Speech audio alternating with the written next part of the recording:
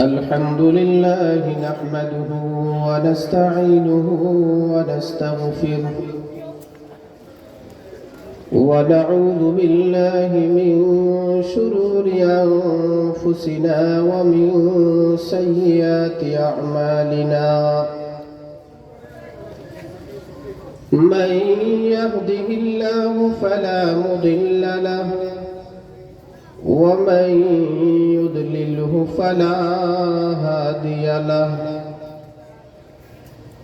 وأشهد أن لا إله إلا الله وحده لا شريك له وأشهد أن سيدنا وسندنا وحبيبنا وحبيب ربنا وطبيبنا وطبيب قلوبنا وأولانا ومولانا محمدا عبده ورسوله صلى الله عليه وعلى آله وصحابه وبارك وسلم تسليما كثيرا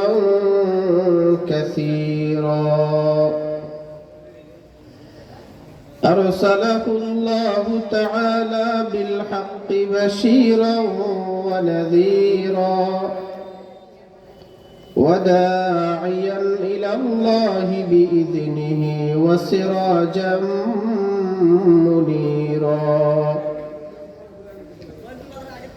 أما بعد فأعوذ بالله من الشيطان الرجيم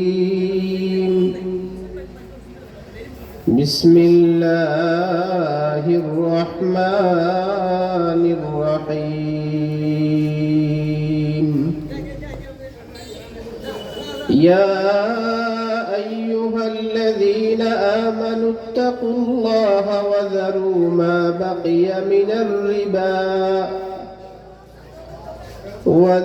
ما بقي من الربا إن كنتم مؤمنين فإن لم تفعلوا فأذنوا بحرب من الله ورسوله وإن تبتم فلكم رؤوس أموالكم لا تظلمون ولا تظلمون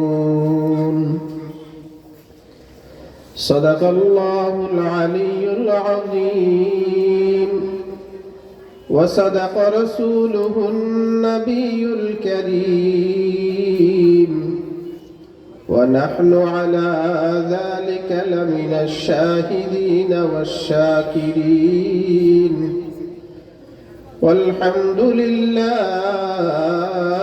رب العالمين اللهم صل على محمد وعلى آل محمد كما صليت على إبراهيم وعلى آل إبراهيم إنك حميد مجيد اللهم بارك على محمد وعلى آل محمد كما باركت على إبراهيم وعلى آل إبراهيم إنك حميد مجيد سبحانك لا علم لنا إلا ما علمتنا إنك أنت العليم الحكيم الحمد لله মহান পরওয়ারদিগার রব্বুল আলামিনের দরবারে লাখ কোটি শুকর ও সুজুদ যে রব্বে কারীম আমাদেরকে আজকের এই আজিম উশান বার্ষিক মাহফিলে আসার এবং বসার তৌফিক দান করেছেন, কিছু কথা বলার এবং কিছু কথা শোনার তৌফিক দান করেছেন। এই জন্য ওই রব্বি কারীমের দরবারে অন্তরের অন্তরস্থল থেকে কালিমাতু শুকর আদায় করি, আলহামদুলিল্লাহ।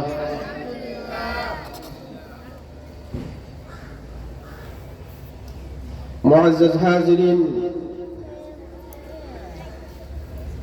আমি জুমাতেও এই কথাটা বলেছিলাম যে মাহফিল যেহেতু আমাদের এলাকায়, এই জন্য সবচেয়ে বেশি জিম্মাদারি, সবচেয়ে বেশি দায়িত্ব হলো আমাদের। আর মাহফিলের দিনে আমাদের জন্য সবচেয়ে বড় করণীয় কাজ হলো মাহফিলের প্যান্ডেলের মধ্যে বসে হযরত উলামায়ে কেরামের নসিহা শুনে নিজের জিন্দেগির মধ্যে পরিবর্তন ঘটানো, এটা হলো উদ্দেশ্য। কিন্তু আফসোসের বিষয় হলো আমরা কথাগুলো আমরা শুনি, একটা হলো আওয়াজ আর একটা হলো ওয়াজ। আওয়াজের দ্বারা কখনো মানুষ হেদায়েত হয় না, কিন্তু ওয়াজ, নসিহা, উপদেশ, এটার দ্বারা মানুষ হেদায়েত হয়। এজন্য বাহির থেকে যেগুলো শোনা যায় এটা হলো আওয়াজ। এই জন্য আমি এখনো বলবো, যারা এখনো বাহিরে, আমরা রাস্তায়, দোকানপাটে, বাড়িতে আমরা এখনো যারা অহেতুক আমরা সময় নষ্ট করতেছি, আজকের দিনের বাকি যে সময়টুকু রয়েছে, কারণ দিনের প্রায় বেশিরভাগ সময় অতিবাহিত হয়ে গেছে, তো বাকি যে সময়টুকু আছে এই সময়টা আজকের এই মজমা, এই মাহফিলের জন্য, আল্লাহ এবং তার রাসূলকে খুশি করার জন্য আমরা প্রত্যেকেই দিব। আল্লাহ তাআলা আমাদেরকে তৌফিক দান করেন। আমি আপনাদের সামনে স্বল্প সময়ে স্বল্প কিছু কথা আপনাদের সামনে আমি বলবো, যেহেতু আমি এখানে ওয়াজ করার জন্য বসি নেই, আমার ওয়াজ তো আপনারা শুনে নেই। এই জন্য মেহমানরা আসবে ইনশাআল্লাহ, দামি দামি মেহমান আসবে, দামি দামি কথা হবে, আমরা অন্তরের কান দিয়ে শুনবো, ইখলাসের নিয়তে শুনবো, আমলের নিয়তে আমরা কথাগুলো শুনবো। আল্লাহ আমাদেরকে তৌফিক দান করেন। সহিহ বুখারীর একটা হাদিস, আল্লাহর হাবিব সাল্লাল্লাহু আলাইহি ওয়াসাল্লাম সাহাবায়ে কেরামকে উদ্দেশ্য করে বলেন, ইজতানিবুস সাবআল মুবিকাত। আল্লাহর হাবিব বলেন, এমন 7টা বিষয় আছে যে 7টা বিষয় তোমাদের দুনিয়াটাকেও ধ্বংস করে দেয়, তোমাদের আখিরাতটাও ধ্বংস করে দেয়। এমন কয়টা জিনিস? বলেন কয়টা জিনিস? 7টা জিনিস। সাহাবায়ে কেরাম আল্লাহর রাসূলকে প্রশ্ন করলেন, ক্বালু ওয়া মা হুন্না ইয়া রাসূলুল্লাহ। সাহাবায়ে কেরাম আল্লাহর রাসূলকে বললেন, ওগো আল্লাহর রাসূল, ওই 7টা জিনিস কি? তো আল্লাহ রাসূল সাল্লাল্লাহু আলাইহি ওয়াসাল্লাম বললেন, 1 নম্বর হলো আশরিকু বিল্লাহ, আল্লাহ তাআলার সাথে শিরক করা। 1 নম্বর হলো আল্লাহ তাআলার সাথে কি করা? শিরক করা। 2 নম্বর হলো ওয়াসসিহর, জাদু করা। তাহলে 1 নম্বর হলো শিরক করা, 2 নম্বর হলো জাদু করা, 3 নম্বর হলো ওয়াকাতুল নাফসিল্লাতী হারামাল্লাহু ইল্লা বিল হক। 3 নম্বর হলো অন্যায়ভাবে কাউকে হত্যা করা। 3 নম্বর হলো অন্যায়ভাবে কাউকে কি করা? হত্যা করা।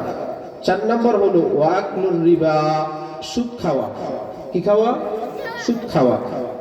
5 নম্বর হলো ওয়াকলু মালাল ইয়াতীম, এতিমের সম্পদ অন্যায়ভাবে ভক্ষণ করা। কয় নম্বর গেল? 5 নম্বর গেল। 6 নম্বর ওয়াতাওয়াল্লি ইয়াউমাজ যাহফ, জিহাদের ময়দান থেকে পলায়ন করা। আর 7 নম্বর হলো ওয়াকাযবুল মুহসানাতিল মুমিনাতিল গাফিলাত, 7 নম্বর হলো কোন সতীসাধী নারীর উপরে মিথ্যা অপবাদ দেওয়া। তাহলে কয়টা? 7টা। তাহলে 1 নম্বর হলো কি করা? আল্লাহ তাআলার সাথে কি করা? শিরক করা। তাহলে কেউ যদি আল্লাহ তাআলার সাথে যদি শিরক করে তাহলে তার দুনিয়াও বরবাদ, তার আখিরাতও বরবাদ। আল্লাহ তাআলা বলেন ফালা তাজআলু লিল্লাহি আনদাদা ওয়া আনতুম তা'লামুন। আল্লাহ তাআলা বলেন তোমরা জেনে বুঝে তোমরা আল্লাহ তাআলার সমকক্ষ বানায়ো না। জেনে বুঝে আল্লাহ তাআলার সমকক্ষ তোমরা কি করিও না? বানায়ো না। আব্দুল্লাহ ইবনে মাসউদ রাদিয়াল্লাহু তাআলা আনহু তিনি আল্লাহ রাসূলকে প্রশ্ন করছেন, আইয়ুয যামবি আকবারু ইনদাল্লাহ, ও আল্লাহর রাসূল আল্লাহ তাআলার নিকট সবচেয়ে বড় গুনাহ কোনটা?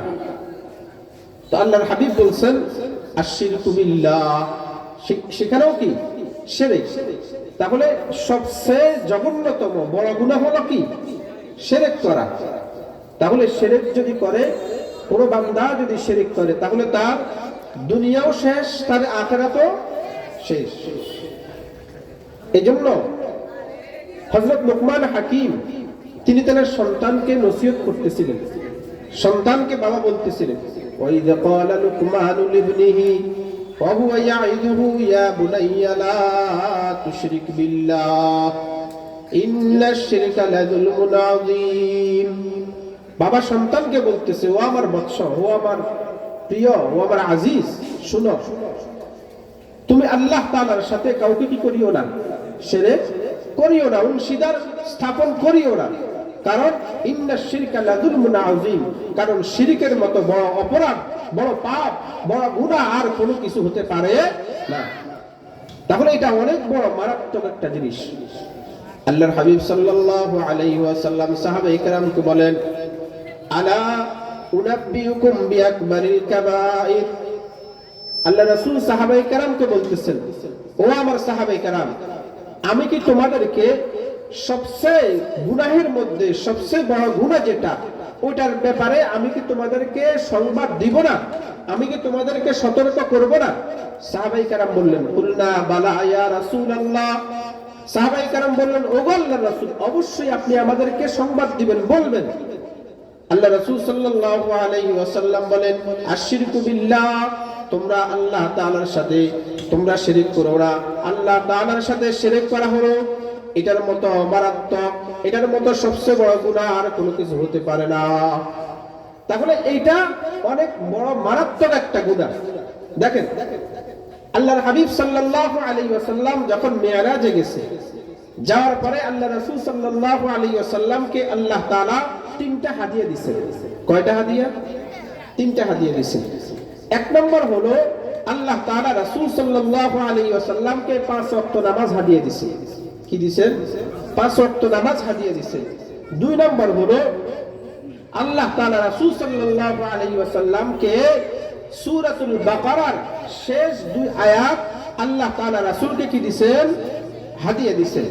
3 নম্বর হলো আল্লাহ তাআলা রাসূলকে বলছেন, ওগো রাসূল, আপনার উম্মতের মধ্যে যেই বান্দা, যে আপনার উম্মত দুনিয়ার মধ্যে শিরক করবে না, শিরক না করে যদি তওবা এবং ইস্তিগফার করে তাহলে তার জন্য আমি রব্বি কারীমের পক্ষ থেকে মাফের ঘোষণা। সুবহানাল্লাহ।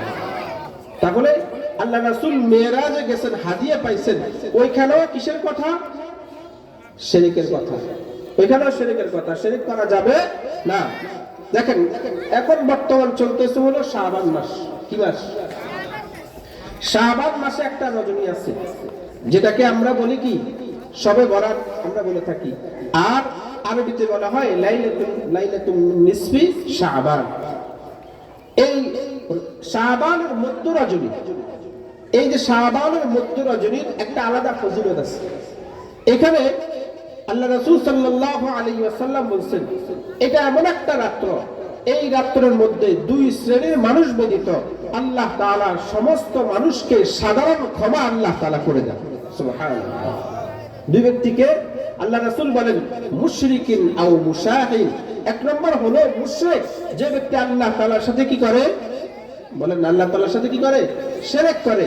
এই ব্যক্তিকে ওই রাত্রিতে কি করা হয় না, ক্ষমা করা হয় না। দুই নম্বর হলো অন্তরের মধ্যে হিংসা বিদ্বেষ পোষণকারী ব্যক্তিকে ওই রাত্রিতে কি করা হয় না, ক্ষমা করা হয় না। এইজন্য আল্লাহ রাসূল সাল্লাল্লাহু আলাইহি ওয়াসাল্লাম সাহাবায়ে কেরামকে উদ্দেশ্য করে বলতেছেন সিনতানে মুজিবাতান, দুইটা বিষয় এটা অপরিহার্য, দুইটা এমন বিষয় আছে যেটা অপরিহার্য। তো সাহাবায়ে কেরামের মধ্যে থেকে এক ব্যক্তি বলল ক্বালা রাজুলুন ইয়া রাসূলুল্লাহ, এক ব্যক্তি আল্লাহর হাবিব সাল্লাল্লাহু আলাইহি ওয়াসাল্লামকে বললেন মাল মুজিবাতান, ওগো আল্লাহর হাবিব মুজিবাতান এটা কি? দুইটা অপরিহার্য বস্তু, দুইটা অপরিহার্য বিষয়, এটা কি? তখন আল্লাহ রাসূল বলেন মান মাতা ইউশরিকু বিল্লাহ দাখালান নার ওয়া মান মাতা লা ইউশরিকু বিল্লাহ দাখালাল জান্নাহ। আল্লাহর হাবিব সাল্লাল্লাহু আলাইহি ওয়াসাল্লাম বলেন যে ব্যক্তি আল্লাহ তাআলার সাথে শিরক করে মৃত্যুবরণ করছে ওই ব্যক্তি জাহান্নামের মধ্যে প্রবেশ করবে, নাউযুবিল্লাহ। আর যে ব্যক্তি আল্লাহ তাআলার সাথে শিরক করা ব্যতীত যে ব্যক্তি মৃত্যুবরণ করছে আল্লাহ তাআলা তাকে জান্নাতের মধ্যে প্রবেশ করাবে। সুবহানাল্লাহ। তাহলে এখানেও কি শিরক, এখানেও কি শিরক, শিরকের কথা আসছে। তাহলে শিরক কোনো সাধারণ কোনো গুনাহ নয়। দুনিয়ার মধ্যে যে ব্যক্তি শিরক করবে ওই ব্যক্তি যদি শিরক করা অবস্থায় যদি মৃত্যুবরণ করে তাহলে তার ঠিকানা কোথায়, বলেন না ঠিকানা কোথায়? জাহান্নাম। তাহলে যদি বান্দা শিরক করার পরে যদি আল্লাহ তাআলার কাছে যদি বান্দা যদি তওবা করে, ইস্তিগফার করে, যদি মাফ চেয়ে নেয়, তার এই শিরকের গুনাহ থেকে যদি মাফ চায়, তাহলে চায় আল্লাহ তাআলা, চাহে তো আল্লাহ তাআলা বান্দাকে কি করে দিবেন, মাফ করে দিবেন। এইজন্য শিরকের গুনাহ ব্যতীত অন্যান্য গুনাহগুলো আল্লাহ তাআলা মাফ করবেন, কিন্তু শিরকের গুনাহ যদি তওবা করে যদি না মারা যায় তাহলে আল্লাহ তাআলা বান্দাকে কি করবেন না, মাফ করবেন না। এটা আল্লাহ তাআলার ঘোষণা। আল্লাহ বলেন ইন্নাল্লাহা লা ইয়াগফিরু আন ইউশরাকা বিহি ওয়া ইয়াগফিরু মা দুনা যালিকা লিমান ইয়াশা। আল্লাহ তাআলা বলেন যে যে ব্যক্তি আল্লাহ তাআলার সাথে শিরক করবে না, শিরক ব্যতীত অন্য যত গুনাহ আছে সমস্ত গুনাহ লিমান ইয়াশা আল্লাহ তাআলা যদি চায় আল্লাহ তাআলা কি করে দিবেন, মাফ করে দিবেন। আর কোন ব্যক্তি যদি শিরক করা অবস্থায় যদি মৃত্যুবরণ করে তার ঠিকানা কোথায় হবে এটার ঘোষণাও, এটার কথাও আল্লাহ তাআলা বলে দিয়েছেন। আল্লাহ বলেন ইন্নাহু মান ইউশরিক বিল্লাহ ফাকাদ হারামাল্লাহু আলাইহিল জান্নাহ ওয়া মাওয়াহুন নার। আল্লাহ বলেন যে ব্যক্তি শিরক করবে ওই ব্যক্তি তার উপরে জান্নাতটাকে হারাম করে নিল, আর ওই ব্যক্তির ঠিকানা ওয়া মাওয়াহুন নার, ওই ব্যক্তি তার ঠিকানা জাহান্নাম করে নিল। তাহলে অবস্থা হলো এমন। তাহলে শিরক যদি কেউ যদি শিরক করে তাহলে যদি দুনিয়াতে তার জীবদ্দশায় হায়াত থাকা অবস্থা যদি বান্দা যদি তওবা যদি না করে মৃত্যুবরণ করবে, বান্দার ঠিকানা কোথায় হবে, জাহান্নাম। তাহলে একটা জিনিস, একটা আকীদা আমাদেরকে পোষণ করতে হবে। মনে করেন আল্লাহ তাআলা আমাদেরকে সৃষ্টি করেছেন, কোনো কিছু দেওয়ার মালিকও কে, বলেন না কথা বলেন, কোনো কিছু দেওয়ার মালিক কে? আল্লাহ তাআলা। আমার রিজিকের মালিক কে? আমাকে সন্তান দেওয়ার মালিক কে? তাহলে আমার যাবতীয় সমস্ত কিছুর মালিক তো আল্লাহ তাআলা যদি হয়ে থাকে তাহলে আমার এই কপাল ঝুঁকবে একমাত্র কার সামনে, বলে না কার সামনে? আল্লাহ তাআলার সামনে। তাহলে অন্য কোথাও আমার এই কপাল অন্য কোথাও সিজদা দিতে পারে না, আমার এই কপাল অন্য কোথাও ঝুঁকতে পারে না, একমাত্র ঝুঁকবে কার সামনে? আল্লাহ তাআলার সামনে। এজন্য আল্লাহ তাআলার মতো আর কেউ নাই, লাইসা কামিসলিহি শাই, তিনার মতো আর কেউ নাই, আল্লাহ তাআলার মতো আর কেউ নাই। এজন্য আল্লাহ তাআলা তিনার পরিচয় দিয়েছেন, কোরআন মাজিদের মধ্যে তিনার পরিচয় দিয়েছেন, সূরাতুল ইখলাসের মধ্যে কত সুন্দর পরিচয় দিয়েছেন, কুল হুয়াল্লাহু আহাদ। আল্লাহ তাআলা কয়জন, বলেন না কয়জন? একজন আল্লাহ তাআলা। যদি একজন না হইতো কি হইতো? আল্লাহ তাআলা বলেন লাউ কানা ফীহিমা আলিহাতুন ইল্লাল্লাহু লাফাসাদাতা। আল্লাহ বলেন দুনিয়ার জমিনে যদি এক রব, এক খোদা, এক মালিক যদি না হইতো, একের অধিক যদি মালিক হইতো, তাহলে দুনিয়ার এই যে নিজাম, এই যে নিয়ম শৃঙ্খলা, আসমান এবং জমিন, এগুলা কোনো কিছু ঠিক থাকতো না, সমস্ত কিছু ধ্বংস হয়ে যাইত। তাহলে আল্লাহ কয়জন বলেন? আল্লাহ কয়জন? একজন। আল্লাহ বলেন আল্লাহুস সামাদ। আল্লাহ তাআলা কারো মুখাপেক্ষী নয়। সমস্ত কিছু, সমস্ত ব্যক্তি, সমস্ত বস্তু আল্লাহ তাআলার মুখাপেক্ষী, কিন্তু আল্লাহ তাআলা কারো মুখাপেক্ষী নয়। লাম ইয়ালিদ ওয়া লাম ইউলাদ। আল্লাহ তাআলা কাউকে জন্ম দেন নাই, আল্লাহ তাআলা কারো থেকে জন্মগ্রহণ করেন নাই। ওয়ালাম ইয়াকুল লাহু কুফুয়ান আহাদ। ও আল্লাহ, আল্লাহ তাআলার মতো আর কেউ নাই, আর কেউ নাই, তিনার মতো আর কেউ নাই, হতে পারে না। তিনি একজন। তাহলে যেহেতু আল্লাহ একজন, তাহলে ইবাদতের ক্ষেত্রে আমার ইবাদত পাবে কয়জন? একজন। তিনি কে? আল্লাহ। আমার আল্লাহ শুধু একমাত্র আমার ইবাদত পাওয়ার যোগ্য, আর কেউ আমার ইবাদত পাওয়ার যোগ্য নয়। এইজন্য আল্লাহ তাআলার সাথে কি করা যাবে না? বলেন না, কি করা যাবে না? শিরক করা যাবে না। যদি শিরক করে তাহলে বান্দার দুনিয়াও বরবাদ, আখিরাতও। তাহলে আমরা বলতেছিলাম এই কথা, আল্লাহর হাবিব সাল্লাল্লাহু আলাইহি ওয়াসাল্লাম সাহাবায়ে কেরামকে বলছেন ইজতানিবুস সাবআল মুবিকাত। ও আমার সাহাবায়ে কেরাম, তোমরা 7টা ধ্বংসাত্মক অপরাধ থেকে তোমরা বেঁচে থাকো। 7টা ধ্বংসাত্মক অপরাধ যদি তোমাদের ভিতরে থেকেও থাকে, তাহলে এই 7টা ধ্বংসাত্মক অপরাধ তোমরা নিজেদের থেকে তোমরা দূরে সরাইয়া দাও। তোমরা নিজেদের থেকে এই 7টা ধ্বংসাত্মক অপরাধ থেকে তোমরা সব সময় বাঁচিয়ে থাকো। তাহলে 7টা ধ্বংসাত্মক অপরাধের মধ্যে 1 নম্বর হলো কি? শিরক। 1 নম্বর কি? শিরক। 2 নম্বর হলো ওয়াসসিহর, জাদু করা। কি করা? জাদু করা। আছে রে আমাদের সমাজে, জাদুর প্রভাব আছে রে, আছে। একজন আরেকজনের ক্ষতি করার জন্য, একজনের উন্নতি নষ্ট করার জন্য, বিয়ে শাদী বন্ধ করার জন্য, ভাঙার জন্য, ক্ষতি করার জন্য একজন আরেকজনের পিছনে জাদু করেনি। খেয়াল রাখিয়েন, কোন ব্যক্তি যদি জাদুকে জাদু করে এবং জাদু যদি বিশ্বাস করে, তাহলে ওই ব্যক্তির ঈমান থাকবে না। যদি কি করে? জাদু করে, যদি বিশ্বাস করে, তাহলে কি থাকবে না? ঈমান থাকবে না ওই ব্যক্তি। এজন্য আল্লাহ রাসূল সাল্লাল্লাহু আলাইহি ওয়াসাল্লাম এই জাদুটোনা, যত ধরনের অনিষ্টতা আছে, সমস্ত কিছু থেকে রক্ষা করার জন্য, রক্ষা আমরা পাওয়ার জন্য আল্লাহ রাসূল আমাদেরকে পথ দেখাই দিয়েছেন।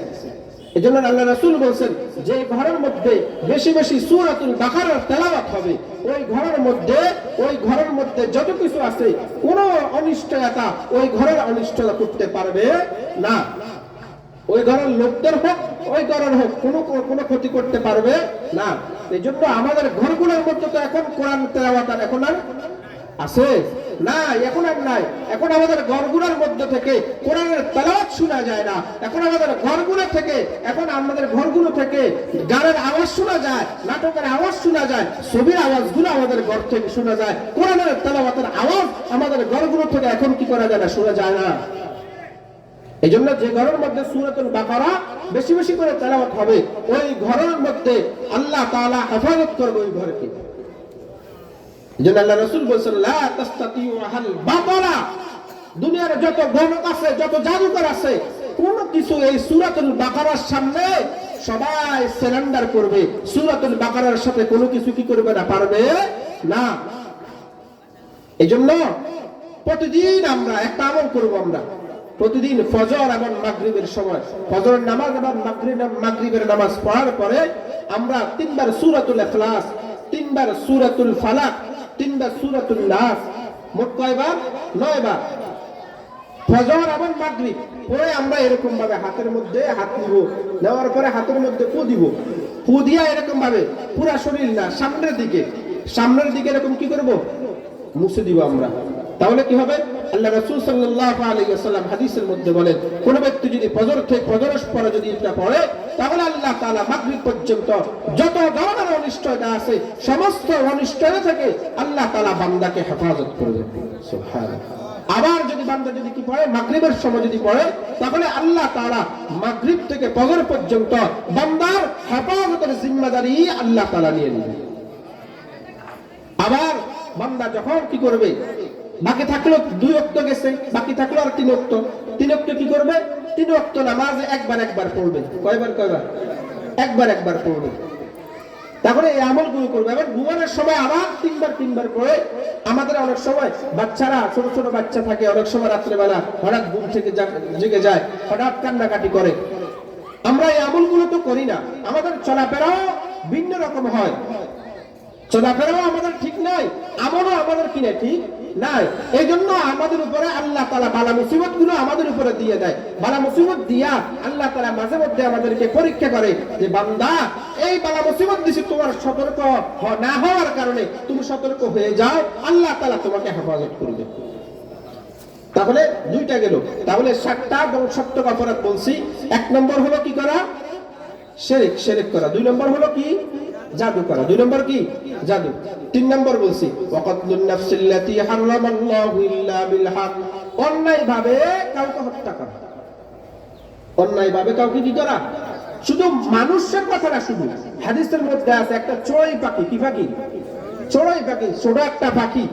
এই পাখিকে যদি কেউ যদি কি করে, অন্যায় ভাবে যদি হত্যা করে, এরকম আমাদের বাচ্চাগুলো যারা আছে, ছেলে সন্তান যারা আছে, এরা কত পাখিকে এরকম বাগানের মধ্যে এরকম ডিল মারিয়া কি করছে, হত্যা করছে, দড়িয়া তাদেরকে মেরে ফেলছে। এরকম বহু আছে। এরকম এই চড়ুই পাখি কি করবে, আল্লাহ তাআলার আদালতে, কাল কিয়ামতের ময়দানে আল্লাহ তাআলার আদালতে এরকম ভাবে মামলা দিবে যে আল্লাহ অনর্থক, কোনো ফায়দা না, ফায়দাবিহীন আমাকে অনর্থক কি করছে, অন্যায় ভাবে হত্যা করছে। আল্লাহ আপনি এটা কি করেন, এটা বিচার করেন, আল্লাহ তাআলার কাছে বলবে। তাহলে অন্যায় ভাবে কাউকে কি করা যাবে না, হত্যা করা যাবে না। এজন্য একটা জিনিস সবসময় মাথার মধ্যে রাখবেন, আপনি কাহারো যদি উপকার যদি না করতে পারেন, কখনো কাহারো ক্ষতি করবেন না। যদি আমার দ্বারা যদি কাহারো যদি কি না হয়, উপকার যদি না হয়, তাহলে যেন আমার দ্বারা যেন কাহারো যেন কোনো ক্ষতি না হয়, এই জিনিসটা আমার কি করতে হবে, খেয়াল রাখতে হবে। কথা বুঝে আসছে? তাহলে তো আমি খাঁটি মুসলমান। আরে খাঁটি মুসলমান তো ওই ব্যক্তি যার হাত মুখ এগুলো থেকে অপর মুসলমান কি থাকে, নিরাপদ থাকে।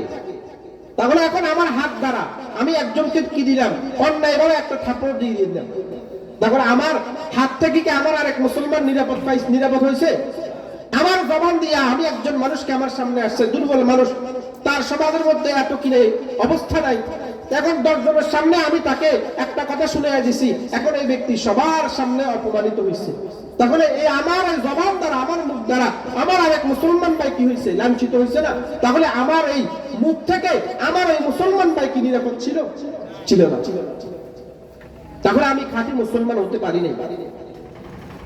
এজন্য অন্যায় ভাবে কখনো কি করা যাবে না, কাউকে হত্যা করা যাবে না। তাহলে কয়টা গেছে? 3টা। কয়টা?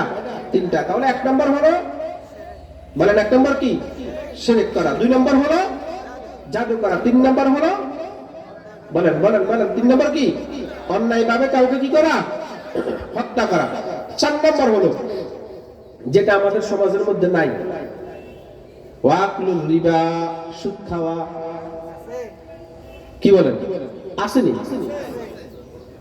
সুদ আসেনি? কি পরিমাণ আছে সুদ, কি পরিমাণ আছে? তাহলে একটু শুনেন আল্লাহ তাআলা কি বলেন। আল্লাহ বলেন ইয়া আইয়ুহাল্লাযীনা আমানুত্তাকুল্লাহা ওয়া যারু মা বাকিয়া মিনার রিবা ইন কুনতুম মুমিনিন।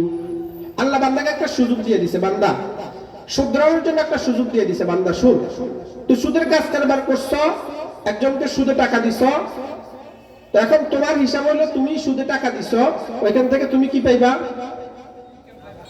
লাভ পাইবা, ঠিক না? ইন্টারেস্ট পাইবা তুমি এখান থেকে। তোমার মূল টাকা কি থাকবে, মূল টাকা ঠিক থাকবে, কিন্তু তুমি এখান থেকে একটা লভ্যাংশ, তুমি অবশ্যই একটা লভ্যাংশ পাইবা তুমি। তো আল্লাহ তাআলা সুযোগ দিয়েছে বান্দাকে ভালো হওয়ার জন্য। বান্দা, আল্লাহ বলতেছেন বান্দা তুই তাকে টাকা দিছস, দেওয়ার পরে এখন তুমি যে সুদের কাজ কারবারগুলো করতা, তুমি এগুলা কি করে দাও, তুমি এগুলা ছেড়ে দাও। এগুলো কি করে দাও? এগুলো ছেড়ে দাও। ছেড়ে কেন দিবা? যদি তুমি ছেড়ে দাও এই জন্য দিবা, ইন কুনতুম মুমিনিন, যদি তুমি মুমিন হয়ে থাকো তাহলে তুমি এগুলো ছেড়ে দিবা। প্রথম কথা হলো, হে ঈমানদাররা, আল্লাহ ঈমানদারদেরকে উদ্দেশ্য করে বলতেছেন ইত্তাকুল্লাহ, আল্লাহকে ভয় করো। দেখেন, প্রথমে আল্লাহ তাআলা আমাদেরকে কত সুন্দর ভাষায় ঈমানদার সম্বোধন করে বলতেছেন, আবার পরবর্তীতে আল্লাহ বলতেছেন কাকে ভয় করার জন্য? আল্লাহকে ভয় করার জন্য। তাহলে আল্লাহকে ভয় করে তুমি এই সুদের কাজ কারবারটা, তোমার লভ্যাংশ যে বিষয়গুলো আছে এগুলো তুমি কি করে দাও? ছেড়ে দাও। যদি তুমি কি হয়ে থাকো? মুমিন হয়ে থাকো তাহলে। আর যদি এটা না করো, আল্লাহ বলেন ফাইল্লাম তাফআলু ফাআযানু বিহারবিন মিনাল্লাহি ওয়া রাসূলি। আল্লাহ বলেন, ও বান্দা, যদি এমন কাজ যদি তুমি না করো, তুমি যদি সুদের কাজ কারবারগুলো যদি তুমি না ছেড়ে দাও, সুদের লেনদেন তুমি যদি না ছেড়ে দাও, এগুলোর মধ্যে যদি তুমি বদ্ধমূল থাকো, এই জিনিসগুলোর মধ্যে তুমি যদি আটকে থাকো, এই জিনিসগুলো যদি তুমি প্রসার করতে থাকো, এই জিনিসগুলো যদি তুমি ছড়াইতে থাকো, তাহলে বান্দা শুনে রাখো, ফাইল্লাম তাফআলু, তুমি যদি এমন কাজ যদি না করো, সুদের কাজ কারবার যদি না ছেড়ে দাও, ফাআযানু বিহারবিন মিনাল্লাহি ওয়া রাসূলি, আল্লাহ তাআলা বলেন বান্দা, তাহলে তুমি আল্লাহ এবং তার রাসূলের সাথে তুমি যুদ্ধ করার ঘোষণা দিয়ে দাও। যদি না ছাড়ো তাহলে কি করো? আল্লাহ এবং তার রাসূলের সাথে যুদ্ধের ঘোষণা তুমি কি করে দাও? দিয়ে দাও। তাহলে বুঝে নেবে এটা কার কথা? বলেন না, কার কথা? আল্লাহ তাআলার কথা। তাহলে হালত যদি এমন হয়, কাল কিয়ামতের ময়দানে এই যারা সুদের কাজ কারবারের সাথে যারা জড়িত থাকবে, তাদের অবস্থা হবে এমন, আল্লাযীনা ইয়াকুলুনার রিবা লা ইয়াকুমুনা ইল্লা কামা ইয়াকুমুল্লাযী ইয়াতাখাব্বাতুহুশ শাইতানু মিনাল মাস। তাদের অবস্থা হবে এমন, আমাদের সমাজগুলোর মধ্যে যখন কোনো মানুষকে যদি কোনো ভূত পেত্নী যদি ধরে, তাহলে ওই ব্যক্তির আর কোনো কি থাকে না? হুঁশ থাকে না। তারা আবল তাবল কাজ করতে থাকে, আবল তাবল বকতে থাকে। কাল কিয়ামতের ময়দানে এই সুদখোরের অবস্থা হবে এমন, যেন তাকে শয়তান স্পর্শ করছে। শয়তান স্পর্শ করার পরে সে মাতাল হয়ে যাবে। মাতাল হয়ে যাওয়ার মতো, আবল তাবল কাজ করার মতো এই ব্যক্তিও এই অবস্থায় কাল কিয়ামতের ময়দানে, হাসরের ময়দানে এই ব্যক্তি উঠবে। কেন? আল্লাহ বলেন, ক্বালু ইন্নামাল বাইউ মিসলুর রিবা। এই বান্দাগুলো দুনিয়ার জমিনে তারা বলছে, ক্বালু ইন্নামাল বাইউ মিসলুর রিবা, ব্যবসা হলো সুদের মতো। নাউযুবিল্লাহ। ব্যবসা কিসের মতো? সুদের মতো। অথচ আল্লাহ বলেন, ওয়া আহাল্লাল্লাহুল বাই'a ওয়া হারামার রিবা। আল্লাহ বলেন, আমি আল্লাহ ব্যবসাকে হালাল করেছি আর সুদকে আমি আল্লাহ কি করেছি? হারাম করেছি। আল্লাহ বলতেছেন আমি ব্যবসাকে কি করেছি? হালাল করেছি, সুদকে করেছি হারাম। আর এই বান্দাগুলো বলতেছে কি? ব্যবসা হলো কিসের মতো? সুদের মতো। ব্যবসা কিসের মতো? সুদের মতো। তাহলে আল্লাহ যে কথা বলছে, আল্লাহ তাআলার কথার উপরে তাদের পরিপূর্ণ ইয়াকিনের বিশ্বাস নাই। তারা তাদের নিজেদের মন গড়া, নিজেদের মন গড়া মতবাদ, নিজেদের মন গড়া কথাগুলো তারা সমাজের মধ্যে ছড়াইয়া দিছে। ছড়াইয়া তারা আল্লাহ তাআলার এই কথাগুলোকে জমিন থেকে তারা দুলিশ্বাত করে দিছে। এই জন্য আল্লাহ তাআলা কাল কিয়ামতের ময়দানে এই বান্দাগুলোকে এমন ভাবে উঠাইয়া অন্যান্য মানুষগুলাকে আল্লাহ তাআলা দেখাইবে, ও আমার বান্দারা দেখো দেখো এই মানুষগুলা কারা ছিল জানোনি? এই মানুষগুলা যখন এই অবস্থা যখন উঠবে, ওই মানুষগুলো সবাই তাদেরকে দেখে চিনে ফেলবে, আরে এরা তো হলো দুনিয়ার জমিনে ওই সমস্ত মানুষগুলো যারা সুদের কাজ কারবারের সাথে জড়িত ছিল, যারা সুদের কাজ কারবার করছে, তারাই হলো এরা। আজকে তাদেরকে আল্লাহ তাআলা এই অবস্থায় উঠাইছে। এমন অবস্থা হবে, পরিস্থিতি এমন হবে। শুধু তাই না, আল্লাহর হাবিব সাল্লাল্লাহু আলাইহি ওয়াসাল্লাম হাদিসের মধ্যে বলেন, যেই সমস্ত ব্যক্তিরা সুদের কাজ কারবার করে, এদের কারণে এলাকার মধ্যে আল্লাহ তাআলার আযাব আর গজব নাজিল হয়। শুধু তাই না, আল্লাহর হাবিব সাল্লাল্লাহু আলাইহি ওয়াসাল্লাম বলেন, ও আমার উম্মতরা, ভালো করে শুনিয়া রাখো, যে ব্যক্তি সুদ নেয়, যে ব্যক্তি সুদ দেয়, কথাগুলো শুনবেন ভালো করে, যে ব্যক্তি সুদ দেয়, যে ব্যক্তি সুদ নেয়, আর যে ব্যক্তি সুদের কাজ কারবারের হিসাব কিতাব লেখে, আর যে ব্যক্তি সুদের সাক্ষী থাকে, কয় শ্রেণী? 7 শ্রেণী। কয় শ্রেণী? 7 শ্রেণী। 1 নম্বর হলো সুদ নিছে, আরেক নম্বর হলো সুদ দিছে, আরেক নম্বর হলো কি লিখছে? সুদের হিসাব লিখছে, আরেক শ্রেণী হলো সাক্ষী ছিল। এই 7 শ্রেণী আল্লাহর হাবিব সাল্লাল্লাহু আলাইহি ওয়াসাল্লাম বলেন, এই 4 শ্রেণীর মানুষের উপরে আল্লাহর হাবিব সাল্লাল্লাহু আলাইহি ওয়াসাল্লামের 24 ঘন্টা আল্লাহর হাবিব সাল্লাল্লাহু আলাইহি ওয়াসাল্লামের লানত হলো তাদের উপরে। তাদের উপরে আল্লাহ রাসূলের কি লানত? তাহলে বুঝেন, তাহলে আমাদের সমাজের মধ্যে যারা এই সমস্ত কাজ কারবারগুলো নিয়ে যারা চলতেছে, আমাদের কাছে তো অনেক খবর আসে, অনেক মানুষের খবরগুলো আমাদের কাছে আসে। কিছু কিছু মানুষ আছে যে একজনকে আরেকজনের কিস্তি উঠাইয়া দেয়। বলেন, কিস্তি কি এটা সুদের অন্তর্ভুক্ত নয়? কিস্তি কি সুদের অন্তর্ভুক্ত নয়?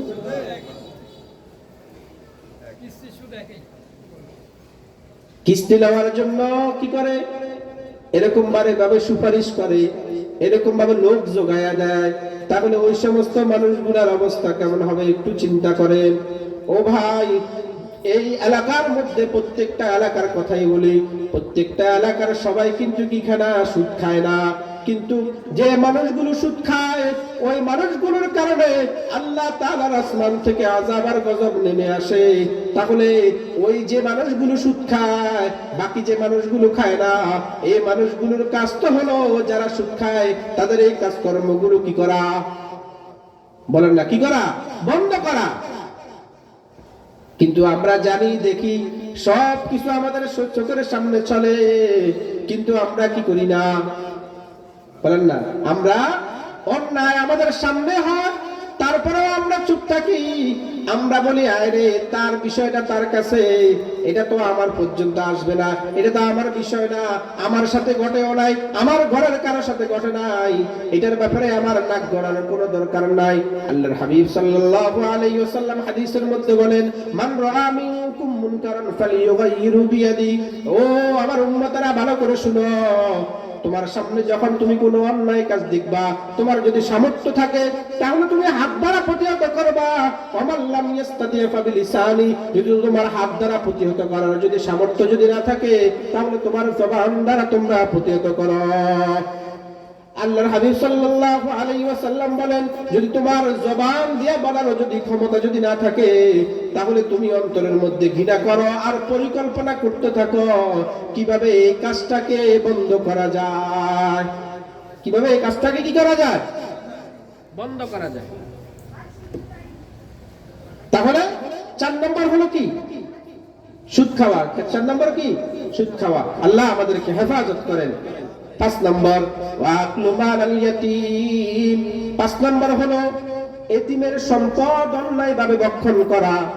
এতিমের সম্পদ অন্যায়ভাবে ভক্ষণ করা, এটাও আমাদের সমাজের মধ্যে আছে। আল্লাহ তাআলা কোরআনের মধ্যে বলেন, ইন্নাল্লাযীনা ইয়াকুলুনা আমওয়ালাল ইয়াতামা যুলমা। আল্লাহ বলেন, যে সমস্ত মানুষেরা অন্যায়ভাবে এতিমের সম্পদ ভক্ষণ করে, ওরা কিন্তু সম্পদ ভক্ষণ করে না, ইন্নামা ইয়াকুলুনা ফি বুতুনিহিম নার। আল্লাহ বলেন, ওই সমস্ত মানুষগুলা তাদের পেটের মধ্যে আগুন ঢুকায়। তাহলে সম্পদ ভক্ষণ করে না, কি ভক্ষণ করে? আগুন। আগুন। তাহলে কয় নম্বর গেল? 5 নম্বর। কয় নম্বর? 5 নম্বর। 6 নম্বর হলো ওয়াতাওয়াল্লি ইয়াউমাজ যাহাব, জিহাদের ময়দান থেকে পলায়ন করা। আল্লাহর হাবিব সাল্লাল্লাহু আলাইহি ওয়াসাল্লাম বলেন, মান মাতা ওয়া লাম ইউজাহিদ ফি সাবিলিল্লাহ, যে ব্যক্তি মৃত্যুবরণ করলো কিন্তু আল্লাহ তাআলার রাস্তায় জিহাদ করলো না, আওলাম, অথবা ওই ব্যক্তি তার অন্তরের মধ্যে জিহাদ করার ইচ্ছা সংকল্প ওই ব্যক্তির অন্তরের মধ্যে ছিল না।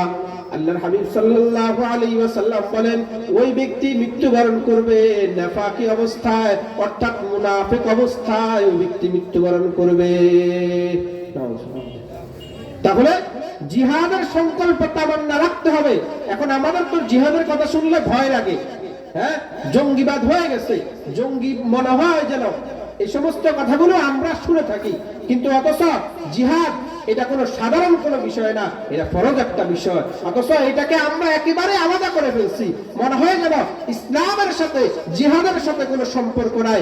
অথচ ইসলামের সাথে জিহাদের সাথে অবশ্যই কি আছে, সম্পর্ক আছে।